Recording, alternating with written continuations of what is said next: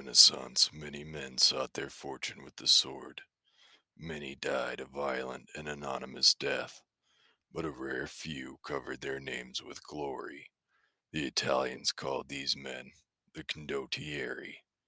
These are their stories.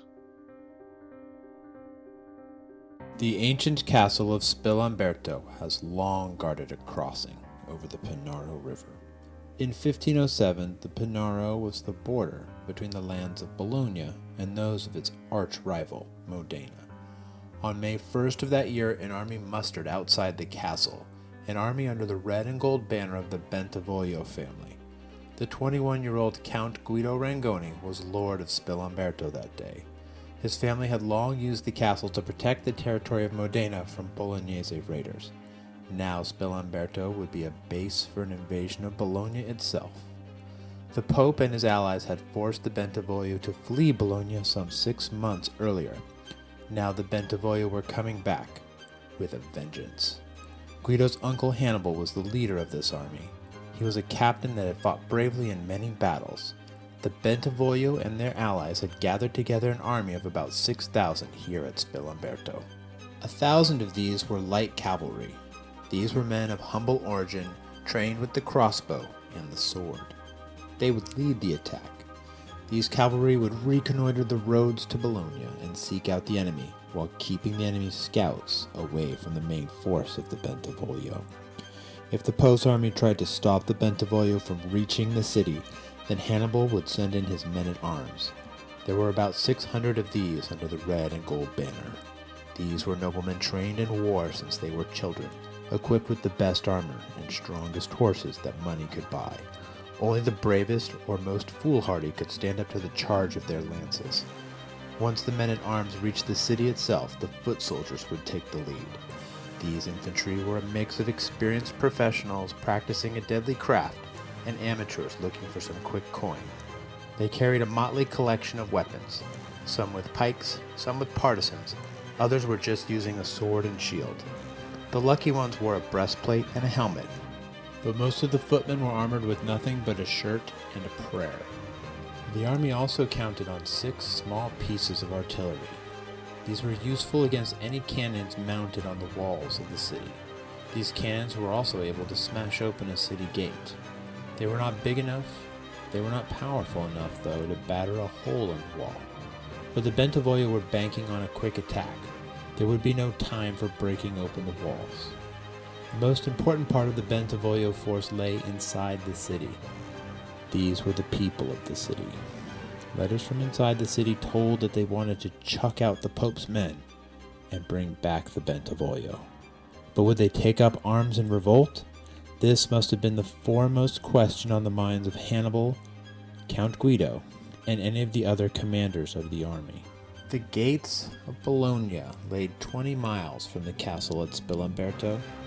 Hannibal planned to take the old wine road there. As this name suggests, this thoroughfare had been built centuries before to carry Lambrusco, the table wine of Bologna, from the vineyards along the Modena border and into the city itself. 4 castles guarded the wine road. The Bentivoglio had to seize these castles and break into the city before the Pope could get reinforcements to Bologna. They had to conduct their campaign in such a way that the people of Bologna saw them as liberators, not as conquerors. We can imagine Guido Rangoni said more than a few prayers after hearing this plan.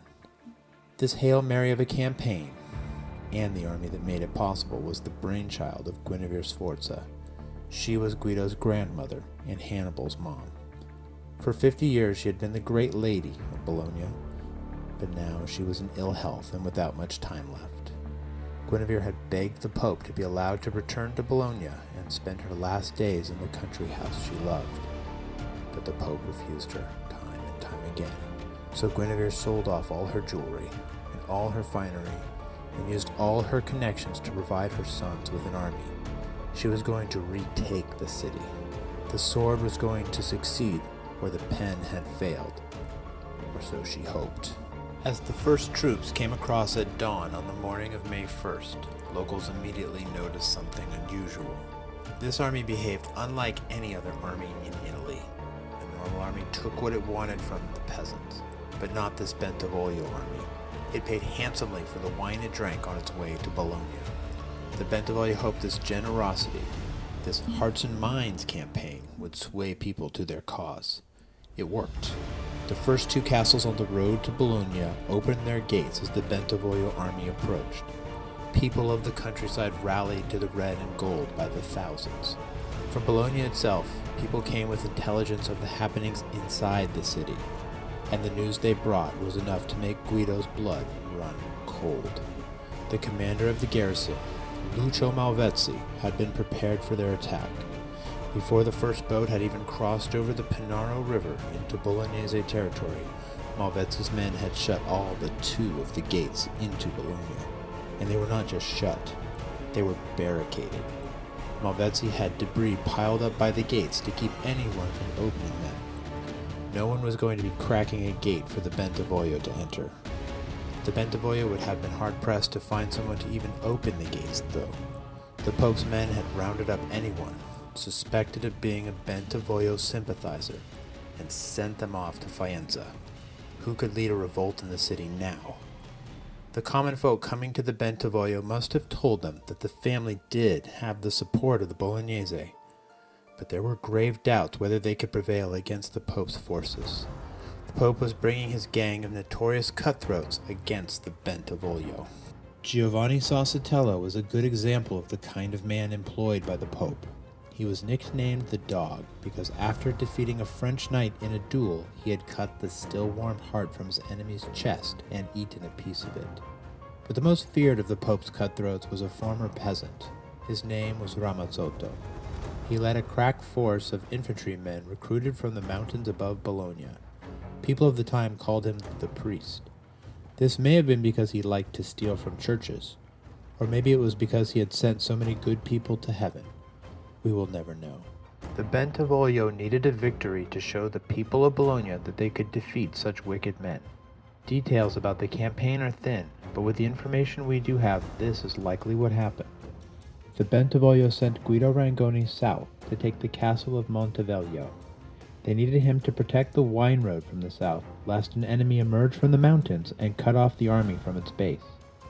When the castle of Monteveglio sighted the silver shell and red eagle of House Rangoni, they opened their gates. The southern flank of the Bentivoglio army was secure, for now. To protect the northern flank, the Bentivoglio sent another of Guido's uncles to take the castle of Piumazzo. This was led by Alexander Pio, a Condottiere more remembered for his wife than for his own deeds. The Castellan of Piumazzo took one look at Pio's green lion and shut the gate. He was sitting out this fight. In the Renaissance, you always tried to identify the winner before picking a side. The light cavalry of the Bentivoglio proceeded directly toward Casalecchio di Reno, just outside of Bologna. This was a small town that controlled the water supply to the city. The castle at Casalecchio buttoned up at the approach of the mounted crossbowmen under the red and gold banner. The cavalry did cut the water supply to the city, though. This not only deprived the city of much of its clean drinking water, but also shut down its many textile mills. The Bentivoglio kept their force of men-at-arms nearby. They were offering their light cavalry as bait to draw out the garrison. Then the Bentivoglio could attack the garrison in the open with their men-at-arms. But the garrison commander, Lucio Malvezzi, was no fool. One day he would become the supreme commander of the army of Venice. He saw through this transparent ploy. The Pope put additional pressure on the Bentivoglio by sending out a scathing excommunication that applied to anyone offering the least bit of aid to the Bentivoglio, and that could mean even tolerating their presence. The entirety of Bolognese territory was excommunicated, and for good measure the Pope added that of neighboring Modena as well. Though their enemies were gathering, the Bentivoglio still had the most powerful force in the area, more powerful than the Pope's own men. But with Bologna buttoned up and the garrison staying inside the city, everything was at an impasse. That quickly changed.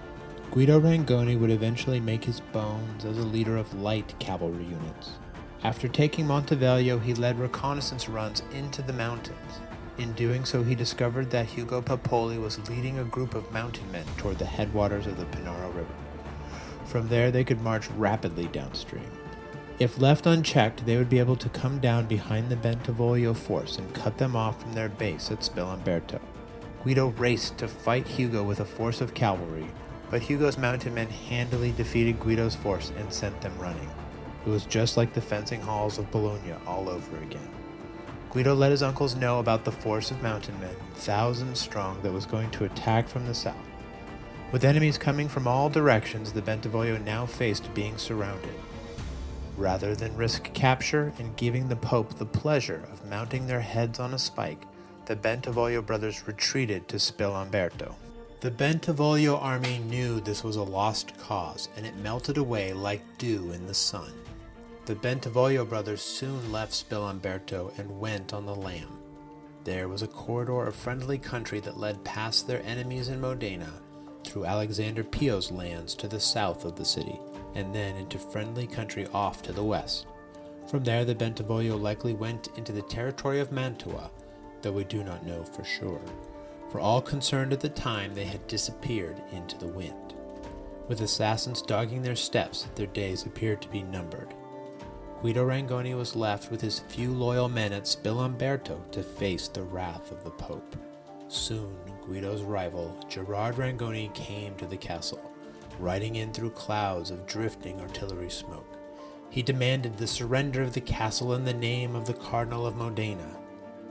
The Cardinal had promised safety for Guido and his men. This was not much of a guarantee at all. The Cardinal of Modena was more slippery than an eel, but without friends and allies, the fortress at Spillamberto was doomed. Meanwhile, in the city of Bologna, trouble continued to fix its evil eye on the Bentivoglio and their friends.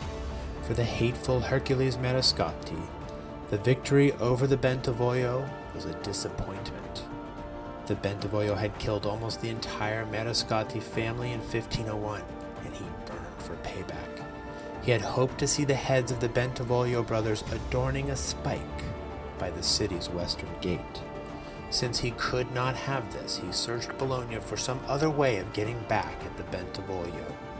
True, the Bentivoglio had fled Bologna. They had taken their gold with them, but they had left their famous palace, the Palazzo Bentivoglio. After the defeat of the Bentivoglio family, the papal authorities in Bologna declared a great public feast. With the wine flowing, Hercules Marescotti started rousing up people to take vengeance against the palace. Lucio Malvezzi tried to talk them out of it. He too had lost almost his entire family to the Bentivoglio. But the palace was a great jewel that belonged to the people of the city. It was a source of immense public pride. To destroy the palace was to cut off their own noses to spite their face. This palace was a renowned hallmark in northern Italy. Practically every craftsman in Bologna had added some touch to it over the last 40 years. Its creation and decoration had been the constant care of Ginverva Sforza, and now visitors from all over Europe came to admire it, especially the great frescoes that cover the walls and ceilings. The most famous work was the painting depicting the story of Judith, the Jewish woman who pretended to befriend a Babylonian general only to cut off his head and so save her people. There was no Judith coming to save this palace. Fueled by wine and rage, Hercules Marescotti gathered a mob and led them against the palazzo. With sledgehammers they smashed the famous frescoes. What had taken weeks or months to create by some of the greatest artists in Italy was destroyed in a matter of seconds. They took the family's records and used it as kindling for their fires. The palazzo faced the street with a long row of carefully wrought columns. Like loggers, the mob hacked these columns apart until one whole wall collapsed. Then finally, with the soul of the building gone, Hercules set himself to supervising the mob, who now went after the very bones of the building. When it was all said and done, the once famous Palazzo Bentivoglio was just a pile of bricks, smashed marble, and shattered plaster. What had taken 50 years of careful artistry to build was destroyed in as many hours. Nothing of the vast human effort to erect this building had survived. Well, almost nothing. As the angry mob destroyed the building, 2 of its members came to the apartment of Anton Bentivoglio. Within this room there stood a small stone figure of the Madonna. As the men took up their hammers to smash this image of the Virgin Mary, they noticed something strange. Tears lined her cheeks and lay upon her eyes. Suddenly aware of the terrible deed they were committing, we can imagine the men crossing themselves and immediately begging for Christ's forgiveness. Then, to keep this miracle safe, they spirited away the Madonna and brought her to the family church of the Bentivoglio. There they placed the statue in the private chapel of the Bentivoglio. Ginverva Sforza died when word came that the palace was destroyed. The heartache of knowing that her life's work was nothing but ash and ruin was too much pain to bear. A year before, Ginverva had been one of the most powerful women in Italy, a patroness of great artists and writers. Her name had commanded respect and fear. But fortune had fled from her, and now she was penniless. She had begged, borrowed, and stolen every last golden ducat she could lay her hands upon to raise her son's army. Now there was not even enough money for a funeral. Her remaining servants squabbled over the clothes upon her body, the only thing of value she still possessed. Then Ginverva's remains were tossed into a communal pit where the village of Busseto disposed of all its paupers. That's how life was in the Renaissance. One minute your name was on the lips of everyone, and the next moment fate and fortune were pulling the floor out from underneath you. Guido Rangoni found his own world tumbling around him.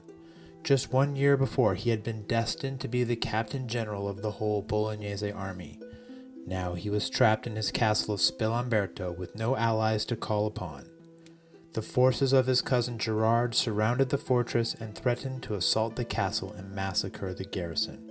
The blast of artillery against the castle walls marked the passage of hours. So far, Gerard's men did not dare to force their way into the castle, but how much longer could Guido and his boys keep them away? Guido decided to put his life in the hands of Gerard Rangoni and the Cardinal of Modena. He surrendered Spillamberto. He made the right decision. True to his word, the Cardinal of Modena spared Guido. Guido was taken to meet the Duke of Ferrara. The Duke was angry because Guido's actions created political problems for him with the Pope. To placate the Pope and to punish Guido, the Duke seized Guido's ancestral land. Spillamberto was Guido's no more. But Guido himself was free. Guido himself was alive. While his precise movements after this are unclear, the Duke would have ordered Guido to remain in Ferrara, where he could keep an eye on him. He certainly would have not allowed Guido to return to Modena, where he might stir up trouble against the Pope. Guido was lucky the Duke had not hanged him. Guido did not even have a price on his head.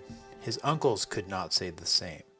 The Pope had put a price on their head of 4,000 ducats. While it's hard to make an exact equivalent to modern money, 1 ducat was about as much as a skilled craftsman might hope to earn in a year. With that kind of money, every scalp hunter from Rome to the Rialto would be looking for the Bentivoglio brothers. After the defeat of the Bentivoglio, the Republic of Venice offered them sanctuary. When the Pope's men banished those people of Bologna they suspected of disloyalty, you will recall they had sent them to the city of Faenza in Venetian territory. And so, when Venice decided to offer sanctuary to the Bentivoglio family, they settled the brothers with their allies here in Faenza too. This gave Venice a ready-made force prepared to fight the Pope at the drop of a hat. Even better, it did not cost the Republic of Venice a single ducat. Venice needed support in Faenza because Pope Julius was eyeing the city like a thirsty sailor eyeing girls in a brothel. The presence of the Bentivoglio put a damper on the Pope's designs. This sent him into a temper tantrum against Venice.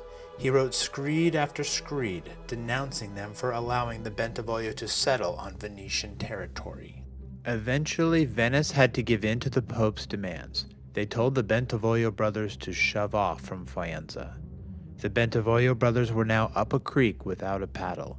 Anyone who hosted them was bound to receive the Pope's wrath and excommunication for their territories. The massive reward on the brothers' heads painted a big, bright target on their backs. Rioters circled the area of Faenza like sharks, waiting for the brothers to emerge. The Bentivoglio's prospects looked grim indeed. The only question was, how would death come? Would it be at the hands of an assassin's dagger buried in their back? Would it be poison in their wine? Or would they be lucky and get to die like men, with a sword in hand? Would they end up being caught by bounty hunters, or would they be betrayed by someone close to them? It seemed just a matter of days before their heads would be on a spike in Bologna. The Gonzaga family then dared the wrath of the Pope and invited the Bentivoglio brothers to stay in the city of Mantua. This is puzzling. Mantua was a small principality in the middle of northern Italy. How could the Gonzagas dare to host the Bentivoglio when even the mighty Republic of Venice dared not? And more to the point, why did they offer safety to the Bentivoglio? It was not in their interests. But the Italian Renaissance was not all blood and betrayal. The lords and ladies of the land were human, and sometimes they acted simply from sentiment. And in this case, the reason for the actions of the Gonzaga can be laid at the feet of the Lady of Mantua, known to history as Isabella d'Este. She will feature in future episodes, so it's worth taking a moment to get to know her. She was quite simply the First Lady of Italy. Isabella was a brilliant and energetic woman who chafed at the limited role women were permitted to play in Italy. Fate had ironically married her to a man whose primary intellectual achievements occurred with the head between his legs. Isabella thought she would do a better job of running the lands of Mantua than her husband, and could not wait for the chance to prove it. She would eventually get that opportunity. Isabella was more admired for her intellect than loved for any personal warmth. She was not the kind of lady to have a lot of affection for others. One person she did care a great deal for, though, was her sister, Lucretia. Lucretia was that rare woman that delighted in, rather than envied, the good fortune of her friends. Lucretia was married to Hannibal Bentivoglio. They had 10 children, and Lucretia fretted over what would happen to them all if the Pope's assassins caught up to her husband. With nowhere willing to offer a safe harbor to Hannibal, it seemed only a matter of days before Lucretia became a widow. So Isabella decided to put her beloved sister's mind at ease and invited Hannibal to stay in Mantua. He quickly accepted. One of the interesting quirks of the Renaissance in Italy was the tendency for bounties to be twice more for a living captive rather than a dead one. This was not born from any kind of humanity for the captive, or depending upon how you see your fellow human, maybe it was. Princes of the Renaissance took great pleasure in personally tormenting and humiliating their enemies before executing them, and Julius was no doubt furious that a mere woman had deprived him of this joy. Mantua was allied with France at the time, so the Pope could not flex on Isabella, and he could not really claim any kind of moral authority, especially in the spring of 1508. He had recently begun forbidding pilgrims to kiss his feet owing to the painful syphilitic sores that covered them. Hannibal's stay in Mantua was quiet. He had adopted his father's view that the political situation in Italy had to change to make a reconquest of Bologna worthwhile. While Hannibal adopted a patient view, events in Bologna soon took on a life of their own. After the destruction of the Palazzo Bentivoglio, anger simmered in the city.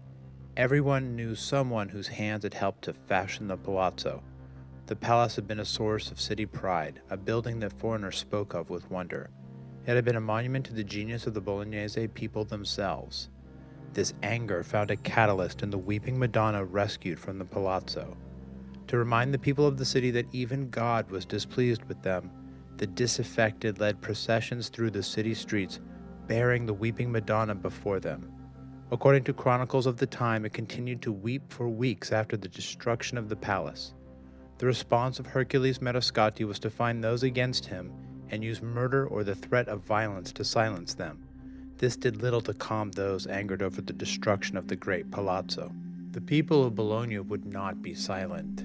God himself was speaking to them through that statue. After conquering Bologna, Julius had a sculpture of himself placed in the city's main church.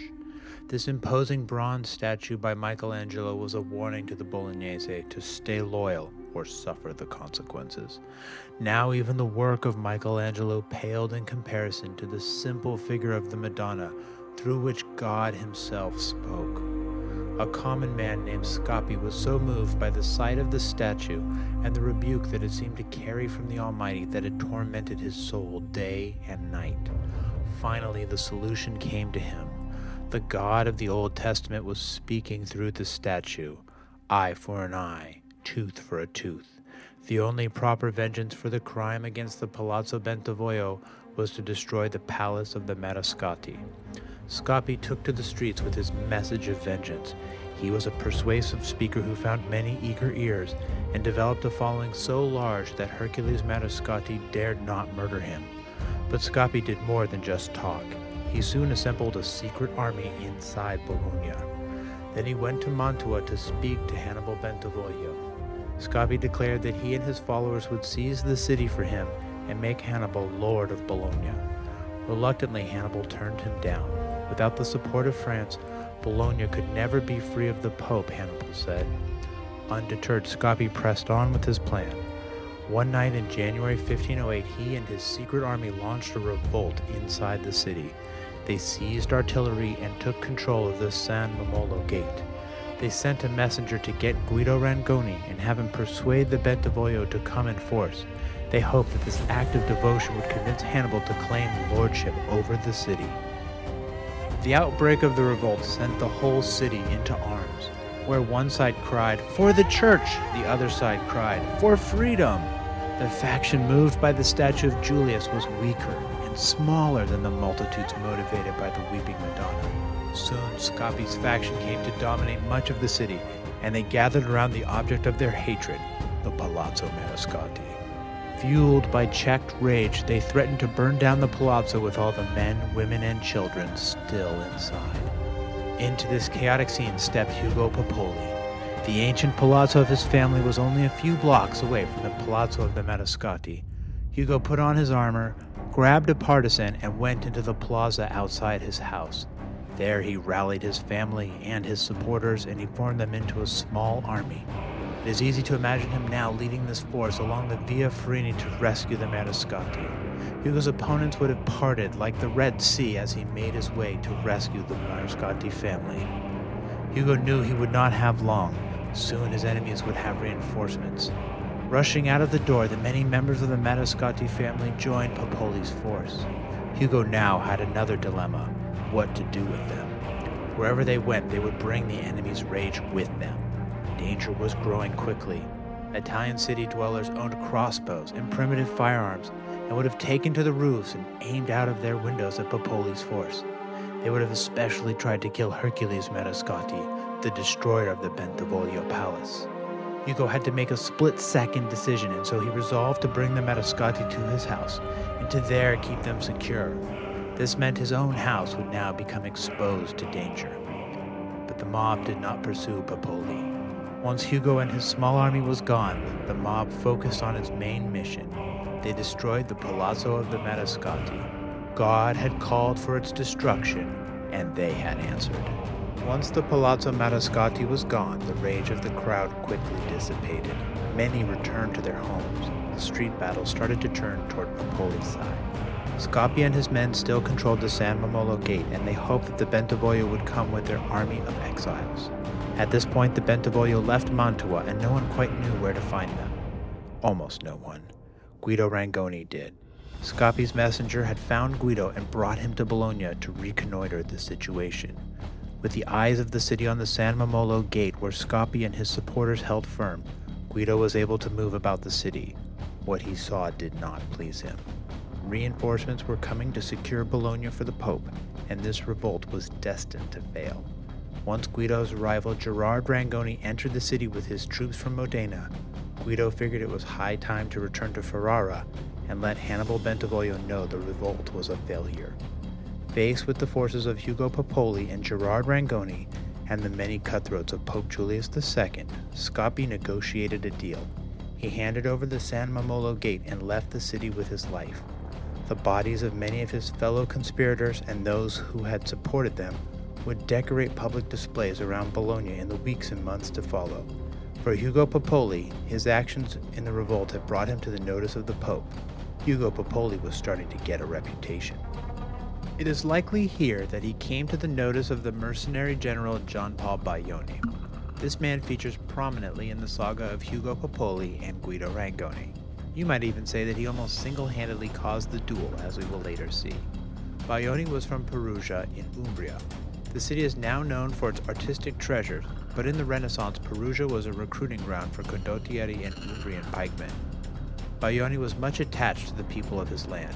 He believed that Umbrians made the best soldiers in Italy. Yet Hugo Pepoli's deeds were of such repute that Giampaolo Baglioni would recruit Hugo for his company. In 1508, Hugo was perhaps a member of his company, or perhaps just helping him in the shadow war that soon developed around Bologna. After the revolt, the Pope thought Bologna needed some new blood to run the city, someone who would put the fear of God into the Bolognese and make sure they did not revolt again. To make this happen, the Pope sent a cardinal who was perhaps the single most hated clergyman in Italy. His name was Alidossi. Though a churchman by vocation, there was nothing holy about him. He was rumored by many to be Pope Julius's lover, but those sorts of rumors were the kind of cheap accusations that followed around every noteworthy figure. He was ruthless. He was treacherous. At least that's what his friends thought of him. To his enemies, he was the devil incarnate. Cardinal Alidossi immediately went after the supporters of the Bentivoglio. Those who had been involved in the tumult, even the innkeeper of the hotel where Guido Rangoni had stayed, were hanged in prominent public places. But Alidossi did not just stop there. Those suspected of supporting the Bentivoglio were brought to the dungeons under the Palace of the Podesta. There, in sight of the rack and the wheel, they were invited to spill their secrets. Then they were executed publicly. Alidossi was particularly fond of hanging men so that they could just barely touch the ground with their toes, and thus prolong their agony and suffering for a full day's entertainment. There were those in the city too prominent to execute. These he ruined with ruinous levies he imposed to rebuild the Palazzo Marescotti. Cardinal Alidossi still needed the Bentivoglio to act. He needed them to stick out their necks so he could cut them off. He thought that Guido Rangoni and the Bentivoglio brothers would not just stand idly by and see their friends tortured and killed. He was right. The Bentivoglio began a campaign of banditry in the country around Bologna, joined by exiles from within the city. They acted from bases in nearby Modena and Mantua, and the bandits swooped into Bolognese territory to steal gold from unfriendly merchants and harass friends of the cardinal. While they often ended up with much gold, the Bentivoglio bandits had one primary goal. That was to get at Cardinal Alidossi's allies and those responsible for the death of the Bentivoglio supporters in the city. As was the case of guerrilla forces everywhere, the key was to move fast and have supporters in the countryside. The bandits created a great deal of trouble, so much so that the King of France offered to send hundreds of men-at-arms to Bologna to help deal with the raiders. Hugo Pepoli was certainly drawn into this conflict. When not chasing the bandits, he was helping Giampaolo Baglioni destroy villages suspected of harboring the Bentivoglio. In this shadow war of raids and reprisals, Guido Rangoni and Hugo Pepoli were once again pitted against each other. For the Bentivoglio brothers, the campaign was going nowhere. There was a big problem confronting the Bentivoglio in this shadow war. The men they really wanted to kill were safe in the city and did not hazard a trip into the countryside where the Bentivoglio could get at them. So in July of 1508, they hatched a plan to show the world that the Bentivoglio still had teeth, that their enemies were never safe, that they had better sleep with one eye open. They were going to sneak into the city, go to the houses of the family's biggest enemies and kill them. Then they would melt away into the night. It was a risky mission. It was so daring the enemy would never expect it. They needed a leader. Guido was too young and too inexperienced for this mission. Using the Bentivoglio brothers themselves was deemed too risky. Just then, an old friend of Hannibal Bentivoglio happened to be without a job. His name was Mancino of Bologna, a fearless and daring infantry commander. He was perfect for this sort of mission. Mancino's name was in high credit because he had just led a large force of infantry against a castle stubbornly defended by German troops. Mancino had prevailed. Mancino met with Hannibal and accepted the job. It was daring. It was risky. It was just the kind of thing that would make his name immortal. To make this plan work, Mancino called upon the leaders of the Bentivoglio faction still in Bologna to meet with him. He set up a temporary headquarters at an inn in the territory of Mantua, just over the border from Bolognese territory. To keep his presence a secret, he left his company of infantry some distance away from the headquarters. At the inn, those intent on striking back against the Pope and especially his hated minister Alidossi met with the daring commander. The day was July 20th, 1508. Unfortunately for Mancino, someone in the conspiracy confessed to Aladosi about this meeting. Without delay, Cardinal Aladosi had dispatched his leading commander, the Lord of Mirandola, and a group of 60 mounted crossbowmen to capture, or kill the plotters. Mirandola's men probably came upon the inn at night and caught the conspirators unawares. At that late hour, they were probably deep in their cups. There would have been a cry out from a sentry that quickly ended when the bolt of crossbow pierced his throat. Suddenly there came the sound of horses' hooves galloping loudly toward the inn.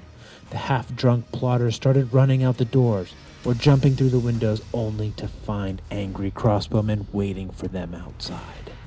Mancino stepped outside himself, spoiling for a fight. He found the Lord of Mirandola there, waiting for him. The Lord was in a knight's armor and sitting calmly upon his warhorse. Now we don't know precisely what happened, but knowing the two men, we can imagine the scene going down something like this. Time to give it up, Mancino. It looks like you're my prisoner. Mancino replied by drawing his sword.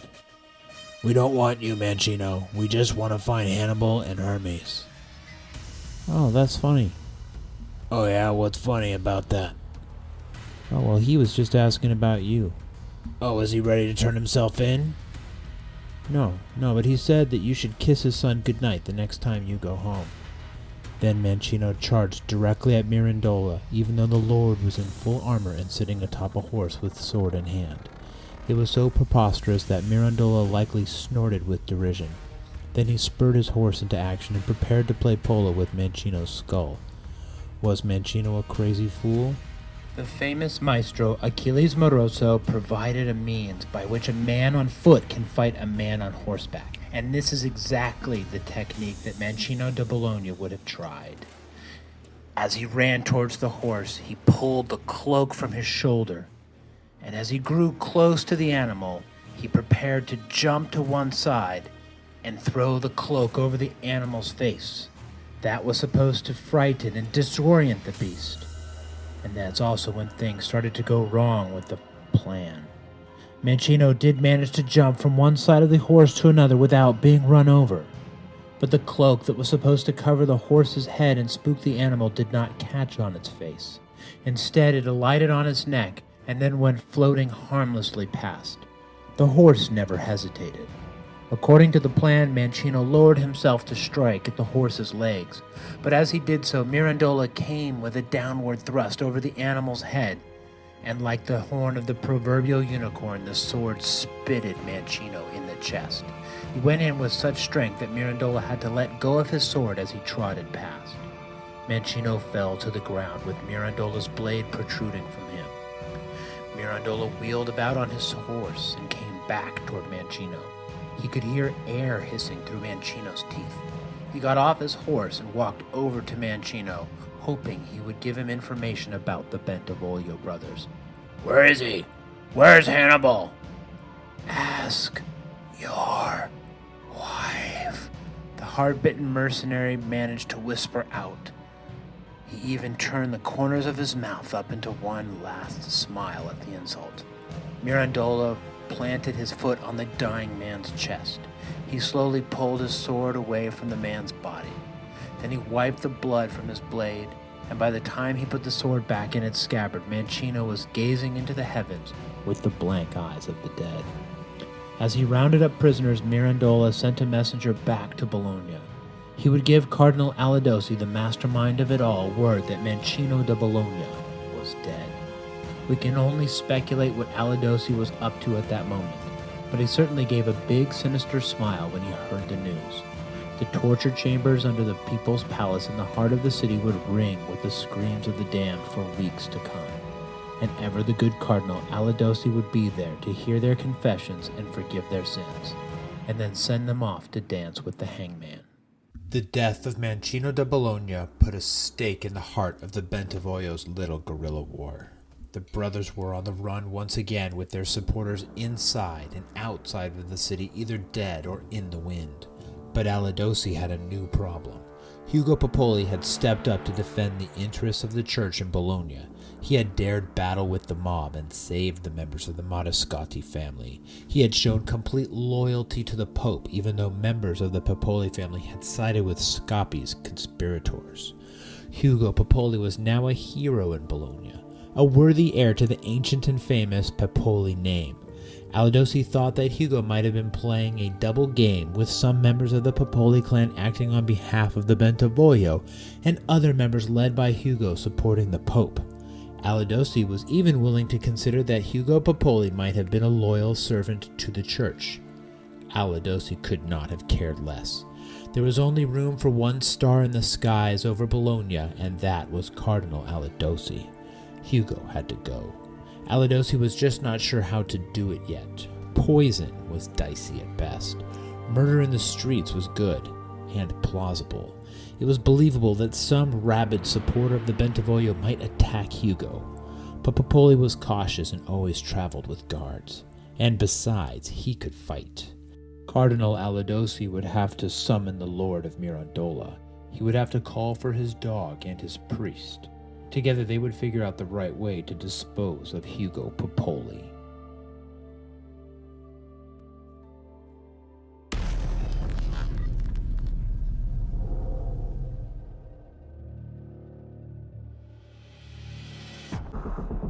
Welcome to L'Arte Dell Armi, the Bolognese podcast, where we discuss the intricacies of the Bolognese tradition.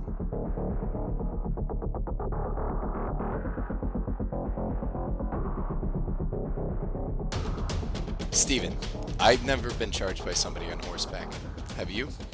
No, and I've never charged anybody that was on a horse either. What about you, Eric? Yeah, I've been on both sides. One's funner than the other, I will say. All right, well, to properly discuss this text, we've brought on a special guest, Eric Weiss. Eric, welcome to the podcast. Thanks for having me. Yeah, so Eric, why don't you just give us a little brief background about why you're the most experienced person to bring on here? First, it's nice to hear that. But yeah, I just spent about 5 years at Medieval Times as a knight, which is pretty much jousting for show. But involved in that, of course, is obviously just having a good sense of horsemanship, and then along with all the choreography is also, I mean, the jousting is all the same form. I'm just not trying to actually hurt someone. And then there were plenty of using sword on horseback and running down people that were both on another horse coming at you and people that were on the ground. And I've done both sides of that choreography as far as timing it so that you don't obliterate the person. But yeah, you trained every day to make sure you didn't, because it was very easy for it to go wrong. Yeah, and that's exactly why we're here right now, because this seems like timing is impeccable. Like, we think timing is impeccable in fencing, and here we've got this scenario where we're going through Marozzo's text, and it feels like timing is really important. Yeah, when he mentions do this and you cannot fail, I cocked my head to the side a bit. Hey, I was like, he made me thinking you just need to have confidence, bro. yeah. Believe. Yeah. So, Eric, what is it like to get charged by somebody on horseback? So first, I think we all know that horses run much faster than us. And no matter how far away the person on the horse is, right after the first, giddy up, as it were, they're really just coming at you pretty fast. I would say if someone's really coming at you, just full canter, the timing of that, I'm not sure how that would turn out. Because it's really nice when you can wind up and, like, for show reasons, take the hit and survive.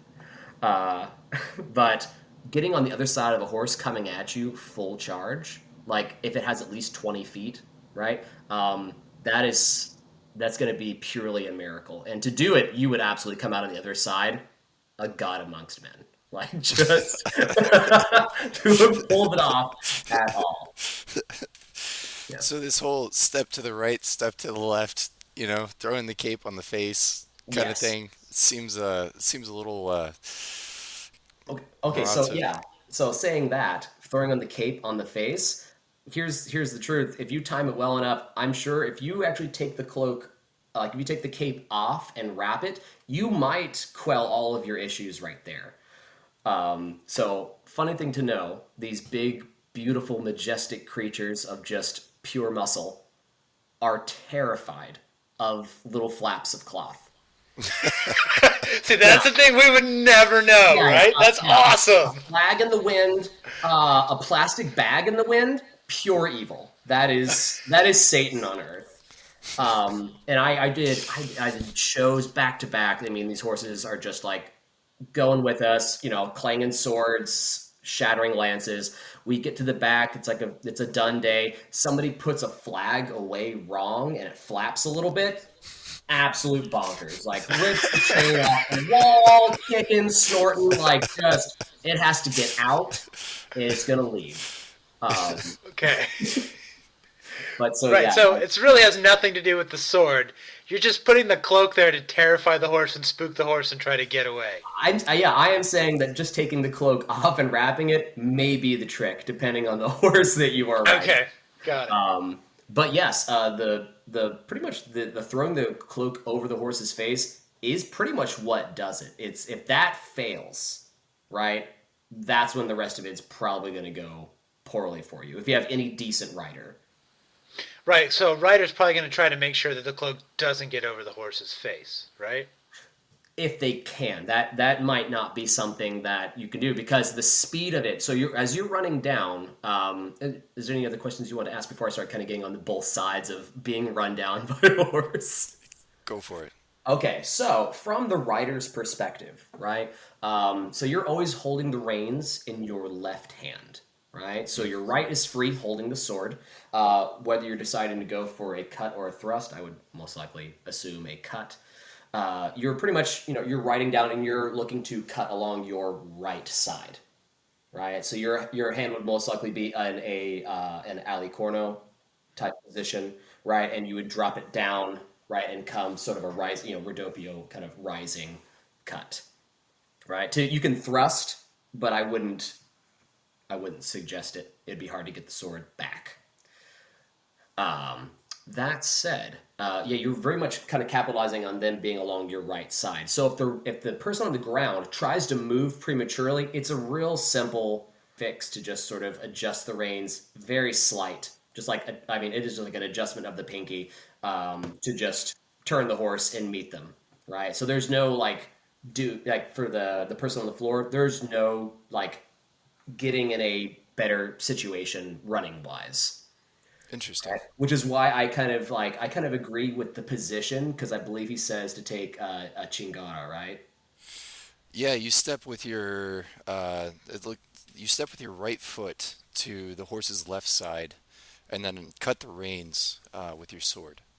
So after you've cut at the legs with a reverse rotundo. Talk about a Hail Mary, dude. Yeah. Okay. I'll get into that, right? So I'm just kind of getting until it's still this lead up, right? Still charging down. Because from the rider's perspective, you're like, I've got you dead right. So there's literally nothing you can do. And you're riding them down. So as the person on the floor, right? You're getting prepared. You've drawn the sword. You got the cape because obviously you got your plan in motion. I like being in the chingara guard because what that does, if everybody turns on their imagination for a moment, right? That guard is you got your weight on your left leg, right? Sword pointed forward, right? So that you're forward weighted on that left leg so you can launch off of it. But also the way your body's positioned looks like, right? Because if you think about even the way you move in a chingara guard, you most likely are kind of moving somewhat, you can move somewhat forward. Like you're either going to be stepping off to the side for a deflection or moving forward for a thrust, right? So the way your body's angled looks as if you're prepared to do something on that right side. So what's happening now is that as the horse comes into range, you just being able to shift the hips and push off of that leg does send you across the horse, right? Now, this is the scariest part because if you time this poorly or don't have good leg strength, you just, this one of those things where it's like, this is going to be so cool, pushed, and then curtains, It's kind of So like this would be like trying to do this to a motorcycle. Like, in theory, you could jump from one foot to the other in front of the motorcycle, but the timing's pretty tight. Yeah, absolutely. It's kind of like you don't want that moment to happen in the cat video where it goes to jump and it just slips. Right. It's just curtains for you. In that moment that you launch yourself, right? You just jump off to your right. In that moment, you were just letting that cape roll off of your arm, right? Hopefully in kind of a billowing motion across the face. Because what you want is that thing you just kind of literally Toro, in a way, just kind of drop that across the face and let that horse go by and let that cape just sort of fly over its face. You don't even really need, for the tondo that is, to really try to muscle it. Because the force coming at you will be enough to let that blade do what it needs to do to its leg. So nice little draw cut. Yeah. Nice little draw cut across the legs. Yeah. Yeah, and when that happens, so a little bit of horse anatomy, which I'm not super versed in, but there's this, what's the word? Extender tendon along the front, right? So if you hit that, right, if your sword is, sharp and you let the force of the horse just coming towards you and you just tondo that, the horse's force is taking care of that, and if you cut deep enough, it's going to sever that, right? So you've already taken out at least one of the horse's legs, right? Right, and so you're not going to be able to extend that leg. So now that's all taken care of, right? It will just sort of be kind of holding it up like any wounded animal kind of holds up their foot. Yeah. Okay. I think we need to take a quick aside here, though. Yeah. Because I know people who are animal people. Yeah. This is a bad thing to do. We're not fans of doing this. We're merely studying a historical martial art where you have to hurt a horse in order to save your own skin. Yes. So all right, let's continue on.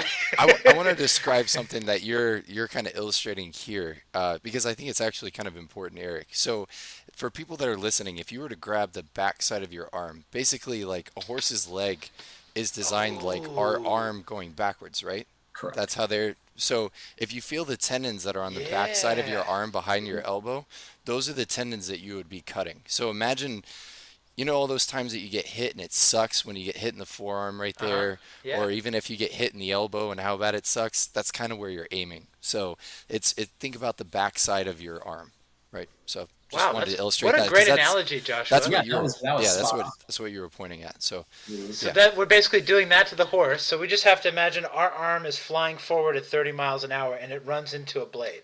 Yes. Yeah. Okay. Ouch. Yeah. Yeah.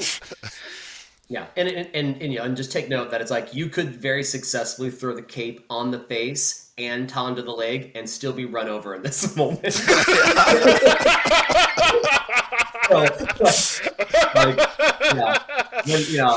that's the doppio right there that you're really hoping doesn't go down.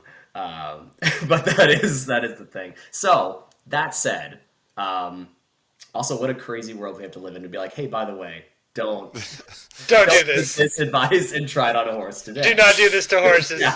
They're magnificent, noble creatures. They are. So from here, if this all goes well, here's what it looks like from the rider's point of view. Right, you're riding this person down.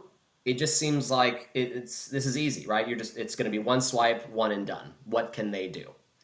The moment the horse's leg is hit, right? Their face is covered. They're going to freak. Also, you've lost a lot of your steering control because they're going to be absolutely frantic, right? If you have a lesser horse at this point, as in just not desensitized and exposed to, going to battle on it in some way, it's probably going to rear up. It's going to try and kick off. The best case scenario you want when you're on a horse is when treble strikes, you and the horse go, we will deal with this. Most of the time, something goes wrong and the horse goes, I am out of here. Hey, we're going to talk about that in a later episode, right? Right, yes. Steven? Yes, we are. I was actually just writing that one today, trying to decide how much, well, maybe you can help us with this. Yeah. So we have a battle where a guy's falls because his gear breaks during the battle. This is a very unusual occurrence. I have not run across this elsewhere. So we're wondering, what is the likelihood that somebody sabotaged the gear and it broke versus it just happened to break through wear and tear or battle experience? Is it because it's his reins, right? Doesn't it? I thought it said he Oh, dropped his reins. I don't think he dropped his reins. I think it's his gear broke. Let's And see then his here. horse takes off, right? Well, he falls to the ground. Yeah, it Oh, sounds yeah. just like what Eric's saying. Like, yeah. sorry, bro, I'm done. Yeah. That Good luck. yeah. Yeah, I mean, sometimes reins snapped in the middle of the show just because your gear, the leather was not tended to. Best case scenario, it was on the reins. Pretty much, they just kind of get like twisted and messed up, and it's just through sweat from your hands, and it was like sand and everything else, and just over time, if it's not being tended to right at all, then yeah, like you just sort of so there's some tension on the reins, and then snap, and it goes. And then just like, some people have dogs where it's like, the door's open, go. The horse will do the same thing. It's like, oh, I think I'm free, right? And they'll just go. But you can still grab the mane and still have some semblance of staying on the horse. But if it's the, Oh yeah, breaking the reins of his mount. yeah, Yes. right? Because, yeah, we're about to talk about that here in a bit. But also, yeah, if the gear is the saddle, like the strap underneath Right. That's what I was wondering. horse, Yeah. oh, that's fun. Um, 'Cause and that seems like an easy thing to sabotage. Especially during the chaos of like everybody waking up in the middle of the night and having to go out to a battle, like people running around all crazy trying to figure out what to do. oh my gosh. Okay, so here's some fun facts. So when you start right at medieval times, you're just a squire. And I say just a squire, but really you're kind of ensuring everybody lives through the day, if I'm honest. So one of the things you do is you bring the horse down, right? And you tack the horse, meaning you dress it up, right? I'm putting on the bridle, I'm putting on the saddle, I'm putting on like its whole dressing, getting it all set up. One of the things that happens is that when you put on the saddle and you sort of tighten the strap underneath the girth, just like us, sometimes you feel a little bloated.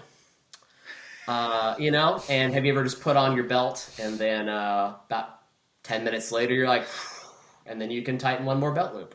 Yeah. That happens to the saddle too. So, All right. so you wanna get the saddle on and then get everything set up, and then before the knight comes down and gets on the horse, you want to recheck the tack, right, and just make sure it's firm. If you don't, best case scenario, the knight steps into the stirrup to get on the horse, and it slides right then and there. If you don't, yeah, it happens in the middle of the show. Or in this Especially case, if it's middle like of in the wrestling. middle of the night, everything's going crazy and you don't have time to let the horse fart. Yeah, and Like you just have yeah, to get that thing on because the bad guys are coming. yeah, and when that saddle slips, you will be so happy if you just fall off to the side of the horse, because the funny moment in Robin Hood, Prince of Thieves is Yeah. not what happens. You do not stay on the saddle upside down. You fall in underneath its legs, and it will continue running. It will continue to run with those hooved feet. Uh, It's going to be hard to get back on, especially if you're surrounded by the enemy. That'd be my Well, guess. yeah. For sure. But yeah, those are some like hilarious moments to look back on now, and horrifying moments in the moment. You know what I mean? It also explains why they had a guy whose whole job was just to take care of the horse. Yes. I always kind of thought it's sort of like a waste to have a groom and a squire. That seems like overkill, but now it doesn't sound like overkill at all. Not at all. You need one dude to take care of your armor and another dude to take care of your horse. Yep. There were times, even like when I had left medieval times, I was doing stunts. I had a gig in South Carolina. They had somebody else. I was out there like being destroyed by like demo charges and stuff like that. Like I was getting killed by cannon fire. But somebody else was out there doing horse stunts, and no one else out there had any knowledge of horses at all. And when he comes off of the horse, he was like, I need someone to help me keep this horse calm and catch him and all that. And I was the only person on site. And it sounds funny that it's like, yeah, like, oh, a lowly squire. And it's like, yeah, but having one other person that's like, I can take care of your horse. was like, it became invaluable to be like, oh, good, one other person. So, all right. Yeah. It's good to know. That's good to know. All right, this explains a lot about how these units were organized. So this is great. Yeah. Great information. And cleaning armor it's a full-time job. Oh man, I don't even like cleaning my swords. You know, Yeah, sometimes it's nice. Wait, but, are you supposed to clean your sword? I thought you just wait till they break and buy a new one. We don't have enough time to talk about. Hey man, not a.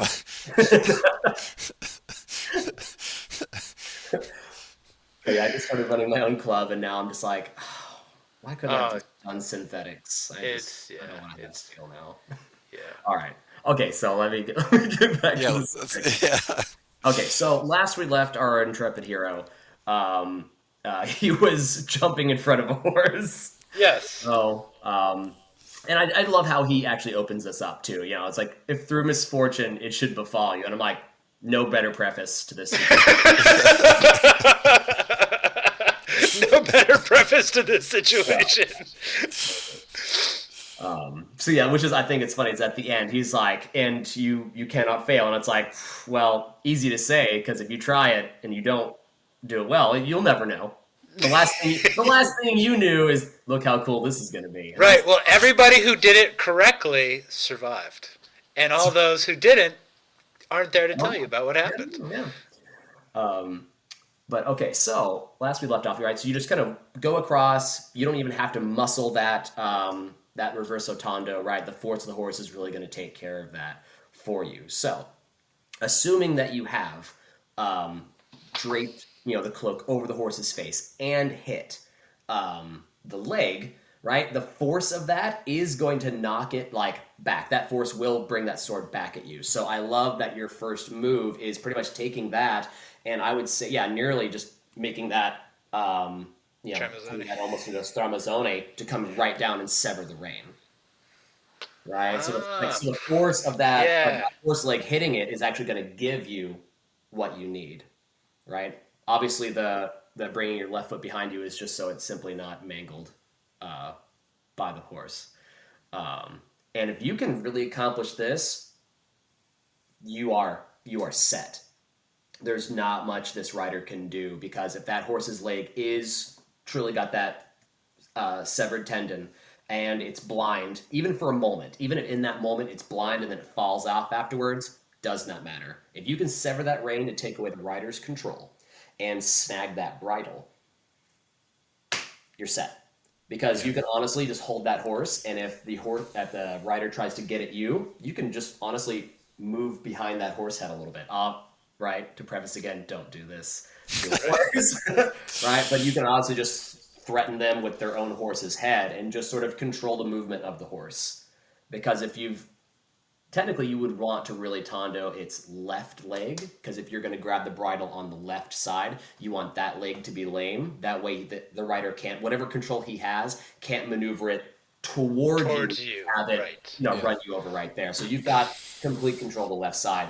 And as the rider, right, you were expecting to now cut over the right? But now you've got, your only option is to try an imbrocata over your left side. So you're reaching. That's an awkward thrust. Yeah, you have to reach across. Yeah. And again, think about that. Like, imagine just this huge horse head in front of you. And you can see this person, and you can just imbrocata across to your left side, but obviously your range is diminished trying to reach across, and then all you got to do as the rider is just to go, boop, right? just it's pretty much the horse's face has become your buckler, right? You're just like, horse head. And from there, you can just probably just stab them in the person in the gut or the leg. Okay, cool. Yeah. Because it would take forever. I don't know if they could. But they would take forever for that horse to repair its leg. But it's like, I know he suggests that you could also stab the horse. Yeah. I would assume that would be your last ditch effort if the rider is just really putting up that much of a fight, right? And they're really let's say they just got it. They're leaning over the horse and they're just gonna imbrocata around to get you. Then you'd probably just hide behind the horse's head and then be like, well, this is what I got. Yeah, or if they have armor on their legs and you can't actually do anything to their legs, then you pretty much have no choice. I didn't even think about that. To be ridden down by somebody on horse and in armor. That's what happens to Mancino da Bologna. Yeah. He's out drinking wine at a bar with some guys and gets approached by a guy who says, "You're my prisoner," and he doesn't like that idea. So he draws his sword and walks So he out. draws there his in the most sword and epic walks way out possible. there, and yeah. Wow, that picture is hilarious and so beautifully arrogant. Yeah. Right? So I'm Italian. thinking of it of the way are you painting this as like you're either half plastered or are fully wasted here.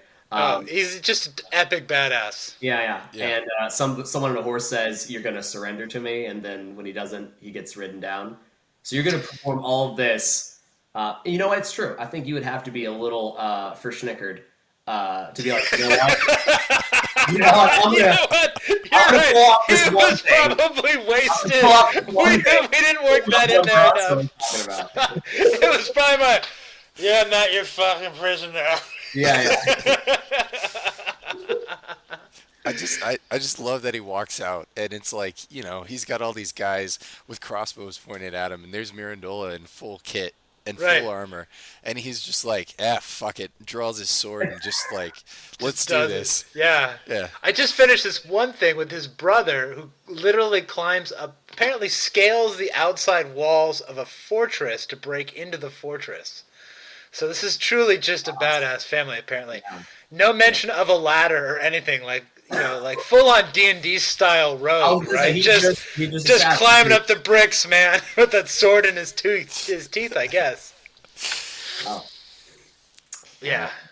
But yeah, so like this is ballsy to say the least.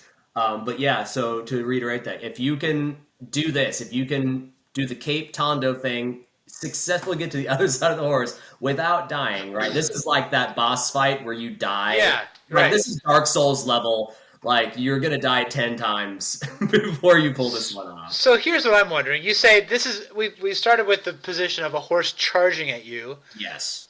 and I brought up the idea of charging at a guy on a horse instead, but it seems like a valid tactic if you don't have to deal with the horse's momentum and solve some of your problems. Yes. Or does it? So yeah, the charging horse presents the timing issue, which makes not dying from trying this, right? Right.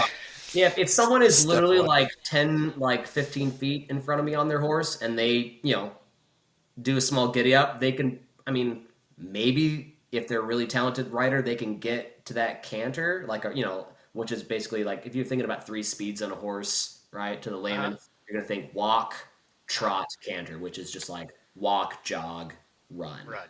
Right. And yeah, you can get to that running speed because you can think about 15 feet. It's like, cool, you'd probably be at your speed at the very tip of that, right? Finally getting your full momentum. But on the horse, yeah, you'd probably get into like that trot place. But a trot is a terrible speed to try and hit somebody with a sword. Just because there's too much bounce. Yeah. Right? Right. Yeah, so you want to think about a jog as well. It's like if you think about walk, jog, run, right? Walk is smooth, you're just heel toeing it, right? Jog, right? It's light, kind of a bounce in your step, right? Run, you've gotten back to your fluid steps. Right. So it's a much more fluid motion of the horse, but it exhausts the horse more is the downside, right? What does The run the canter does? Oh, sure, just like anyone running, yeah. Yeah, okay. They can run. I mean, think about I'm thinking Mancino would probably just run at the horse before, because he's sitting there, he's talking to him, saying, "You're my prisoner." He's clearly not charging him at that point. He's anticipating, all right, cool, like this guy's my prisoner. I'm gonna go home, probably pretty mellow. Actually, And you presenting a nice solution there, right? If I'm walking outside and someone's already on their horse and they're at least like 15 feet in front of me, and I kind of know what's going to go down if I understand my own decision making. Yeah. Like I'm the kind of person that starts a fight. Okay. Right. Right. But yeah, I would probably try to close distance before they actually begin like getting the horse to run, like probably spurring them at this point to get them Right. fast into a canter. Right. Yeah, I would probably close the distance that way. On like the initial like step or two, I'm already getting across. So now I've countered having to deal with the speed, right, of the horse picking up and coming at me, and now I just can come across and do all these things. Yeah, So you can also kind of like Marazzo's advice here is that like no matter what happens, he wants you to only understand that as long as you stay on the left side, you're yeah, as safe as possible, right? Like that's kind of how he kind of wraps this up a little bit. And yeah, I feel like if you have a stationary animal, it's easier for you to dictate what side of the horse you're going to be on. Okay, now, but here's the other counter. It is possible that Mancino was also a lefty. okay, yeah, Well, I think as a lefty though, I think as a lefty, so that might change his guard consideration, right? So he might be in like, Coda Longa Stretta Right. and coming across with Okay. you know, It'd still like be the reverse Otondo with the left. yeah. Yeah. yeah. I mean, it's not as So good as yeah, this one, but do it. Yeah. Tolonga Alta, because he would still want to push off of his left foot, Right. Yeah. literally like Olympic fencing lunge to get to just power himself across that horse. But it Right, would still but be the same thing. He would still drag that sword across the leg. I would actually yeah. say it would probably be easier to drape the cloak and cut if he were left-handed, because then he'd be holding the cloak with his right. So it'd be easy, sort of just like he'd essentially be dabbing as well. That's yes. Yes. Yeah, cloak in the right hand, sword in the left, dabbing across the horse. Yeah, this would be the position. We're starting this as a thing now. From Oh now on, no, the dab, that the dab started with Mancino of Bologna in 1508. the original dabber. Take that, Cam Newton. Yeah, and then but yeah, I guess the last point, because yeah, you were bringing up that it's like Marozzo saying, if you stay to the left side, you'll be good. So if you don't like at all this, right, you end up not being able to seize the bridle, right? So let's say you even successfully like snap the rein, but he's still got good control of the right rein, is able to kind of move the horse away from you doing additional things, right? The damage psychologically to the horse has already been done, right? So at this point, the worst happens. Well, okay, never mind. The worst happens is you die trying to do this, getting across the horse, right? But you've thrown the cloak over, you've hit the leg and the rein, but you didn't get to grab the bridle because they maneuvered the horse. But now, if you're drunk, Yes. that timing, that action of throwing the cloak is probably going to be more challenging. That'd be my guess. Yeah, if he dodges the course and just doesn't fall over completely, like I would think he would fall over completely after this, and then he could just be trampled on the ground, or he holds onto the bridle just to keep. So we know that he eats it with a wound to the chest, presumably a sword wound to the chest. So that's how Mancino goes down. Well, it sounds like perhaps- he got to the left. He managed Yeah, to sounds avoid the like- horse. He got to the left and then caught an imbricata in the chest from Yeah, It was like, that's what it sounds like. Yeah. okay, Right, I went yeah. to the same school as you, fool. Boom. So yeah, that sounds to me like because that's the one thing if you don't do this quickly. So the moment you move to the other side, if the rider like kind of sees this happen, right? This all happens to the horse before he can do anything. But if he decides to switch and follow, Yeah. on the opposite side, he can catch him right there, right? On that first, but that has to be like the rider has to be on it as well to get that first imbricata. So guys. you're starting the Rodopio, and then you turn it over into an imbricata, and then Right. drill it Well, down remember, you're into already his chest. You're already in Ali Corno, so yeah, like you could drop it and then try to take it over, but this is probably like if it's poorly timed, right? Because the idea is that you want to do this last minute, because if you do this ahead of time, right? Like if I'm riding and then I see you kind of get like you throw up the cloak and throw over to this and move over to the side. Maybe I see the cloak move in the air and my horse freaks for a bit, right?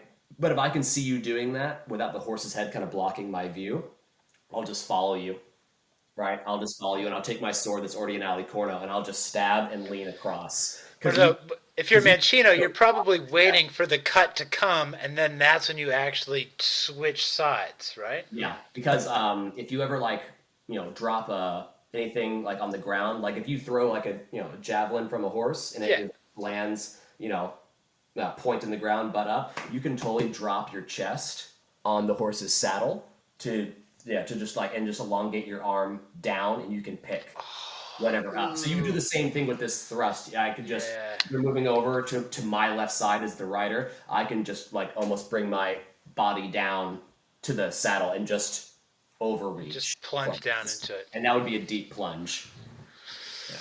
Yeah. So, all right. So this guys, that's probably how he goes down. Yeah, and you know what? I just had an amazing revelation listening to that conversation, which was absolutely fantastic. But I actually think that we just discovered the origin of the name Alicorno and why it is Alicorno in the Bolognese system. Because brilliant! It's a thrust that's coming up it's over coming the top of the over the horse's top head. of the horse. So it's like a unicorn. Because it's something that you would see or do if you were on horseback, and therefore... Yeah, I think that's it, man. I can't argue that too much. It is the other blow that you make on the horse. Yeah. Nice. That's brilliant, man. Yeah, that's absolutely brilliant. Pretty nice. Did you want me to go over the last bit where it's like you're just swiping at the horse's face, or are we solid? Yeah, because this is great. I love what you guys are doing. Like this whole story.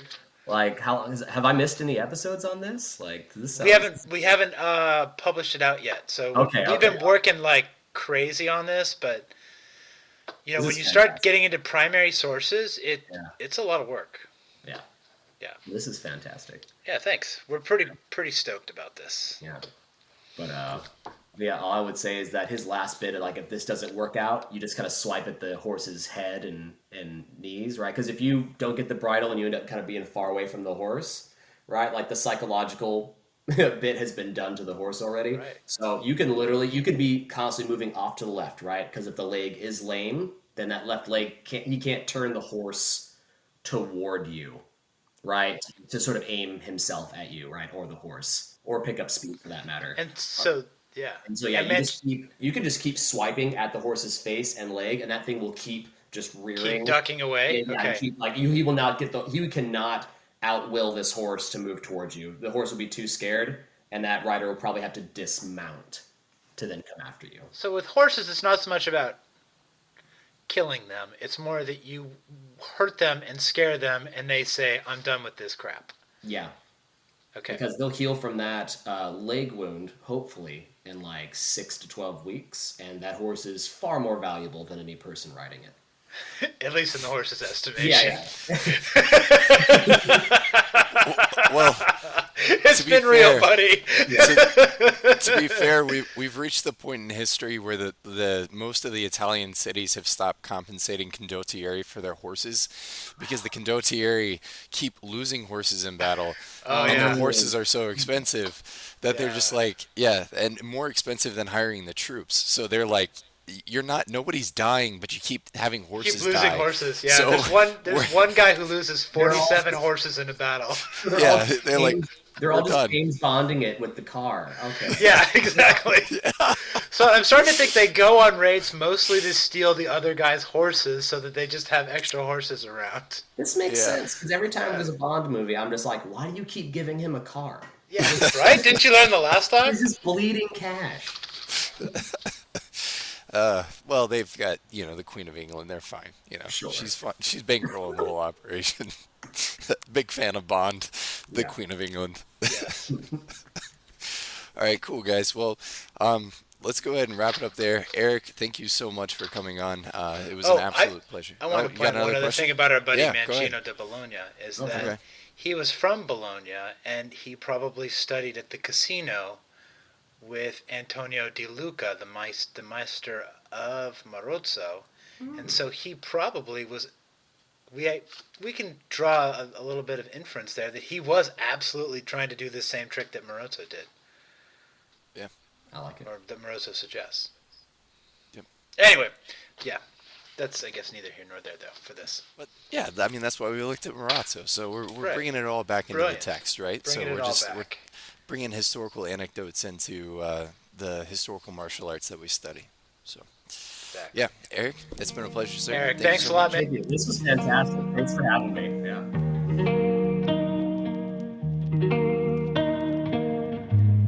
Now it's time for the Condottiere Spotlight.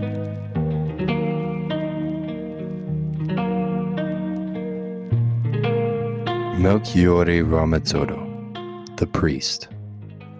Hard times breed hard men, and there are few men who had an upbringing as brutal and galvanizing as Melchiorre Ramazzotto. Born in Scaricalasino, near Bologna, as a member of the Michelini family, Ramazzotto would see his childhood cut short when a lowlife by the name of Giulio Panzacci cut his father's throat. As an exile, Ramazzotto dedicated himself to the study of arms with one solitary goal in mind: vengeance.